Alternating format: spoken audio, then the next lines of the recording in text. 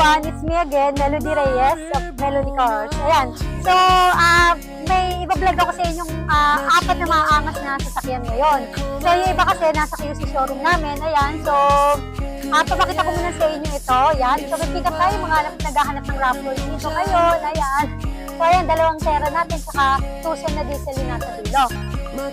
Yeah, so, i-upload ko siya muna. Hindi ko na itutugtong yung vlog ko sa QC. Kasi para, mapanood na agad ko ng mga nag-aabang sa atin sa abroad. Yan. Okay, so bago ang lahat, may i-flex lang ako sa inyo guys.